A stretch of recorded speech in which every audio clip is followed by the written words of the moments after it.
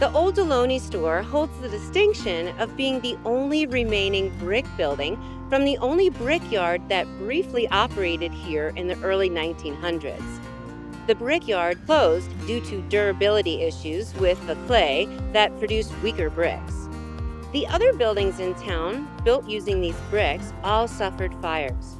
A layer of stucco was added to protect the bricks on this building. When Charles Pap Deloney opened the first general store in Jackson Hole in 1899, it was located in the front room of his house. It was the only place in the entire valley where any kind of supplies could be purchased or ordered. Families living in this isolated area were required to provide for all of their own necessary items and petitioned for a post office to receive mail in 1892. In these early days, the orders that Pap Deloney put in had to be transported by foot or by wagon over Teton Pass, which was still just a rough trail. In 1906, Deloney purchased a lot in the newly mapped town site and constructed a store for his growing business.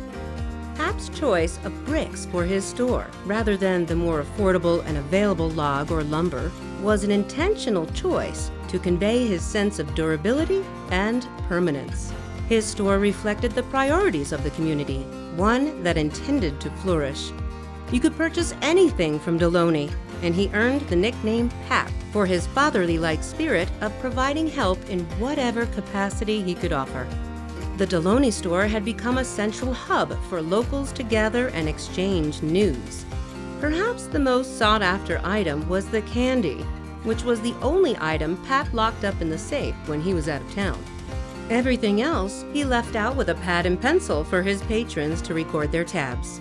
But he said even the adults had a hard time being honest about their sweet tooth. The candy safe was also the community's first bank and a safe space to hold your cash. After Pap's death in 1925, his store became a butcher shop and later a clothing store.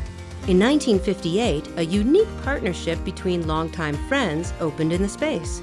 Slim Lawrence was an avid collector in need of display space, and Homer Richards owned the building.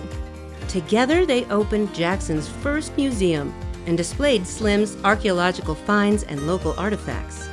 It was during this time the store was expanded to include the two buildings to the north.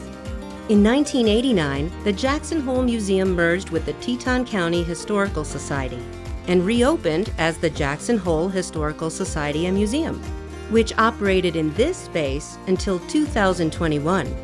Today, the Deloney store stands as a tangible link to Jackson's past, preserving the legacy of Pap Deloney and lasting contributions to the community.